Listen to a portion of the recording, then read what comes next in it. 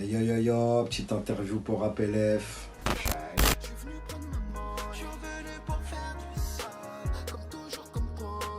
Ouais, grâce à ce troisième projet, je pense avoir apporté une identité, autant au niveau sonore que visuel même. Je pense pouvoir vraiment rentrer dans la cour des grands avec ce troisième projet, je pense. Bah, la cover, c'est une idée de David Laplace. C'est lui qui a vraiment eu l'idée de me faire cette pochette. À la base, moi, je lui ai fait écouter quelques titres du projet. Et c'est là où il est revenu vers moi. Il m'a dit, là, j'ai une idée de dingue. Mais carrément, je peux pas t'en parler au téléphone. Faut que tu viennes. Je vais t'expliquer tout ça. Et il s'est dit que non, on allait mettre 5000 balles. Et qu'il allait me faire un beau cadre. D'où ce beau résultat. Hein. Franchement, j'en suis très fier de cette pochette. J'ai kiffé. J'ai kiffé. Bravo à David. Hein. Franchement, bravo. Ouais, je pense que avec ce troisième projet, les feats sont faits assez naturellement. Bon, Zaina, on la retrouve déjà dans Chiche Volume 2. Joker, c'est la famille. C'était tout à fait normal qu'il apparaisse dans mon projet. Après, Al Capote, il m'avait déjà invité sur La Reine du Bal. Et Sheila, c'était la famille, donc on se connaissait depuis longtemps. Je lui ai proposé ce titre il y a un an et elle a tout de suite accepté et on a fait le feat. Moi, je suis assez fier des feats que j'ai dans mon projet.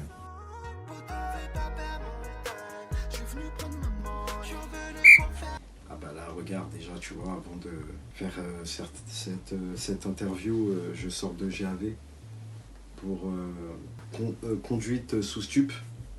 J'ai fumé, chose que tout le monde fait, tu vois, à l'heure actuelle, mais je trouve qu'on est dans une société hypocrite.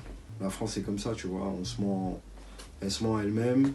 Il y a une certaine catégorie de personnes qui va faire l'objet de certains contrôles qui sont pas forcément obligatoires, qui sont pas forcément cohérents, tu vois.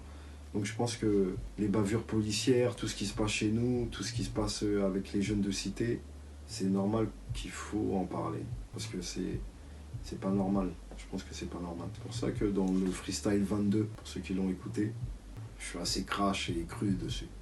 Donc je dis tout dedans. On va la faire à la Poutine, c'est un état d'esprit. C'est la faire à la Poutine, c'est pour moi, c'est prendre sans demander à personne. Quand je dis on va la faire à la Poutine, Poutine il demande pas plutôt. Poutine il fait et Poutine on respecte. C'est-à-dire incarner le respect qu'il y a à Poutine, tu vois, pour moi ça me va tout à fait bien. Je pense prendre sans aide de personne parce que réellement moi dans la musique que je fais j'ai pas trop été aidé. Et je compte pas être aidé, tu vois, je compte même pas demander de l'aide en fait. La dictature te piétine. On a toujours été dans une dynamique de conquérir le rap français en piétinant tout le monde, entre guillemets, mais en se démarquant des autres et aussi en marquant notre propre style. Bon, je pense qu'on va la faire à la Poutine, décrit bien ce que je compte faire. Et en même temps, j'ai prévenu, tu vois.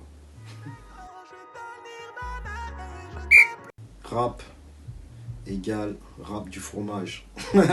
Non, je rigole. Rap, la définition du rap pour moi en France, elle est multiple maintenant.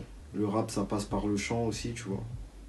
Donc, je dirais que le rap se porte bien, tu vois. Donc, positivité envers mon rap. Je suis content que la musique fasse partie des plus aimés en France, tu vois. Donc, respectons le rap et donnons au rap sa vraie place, tu vois.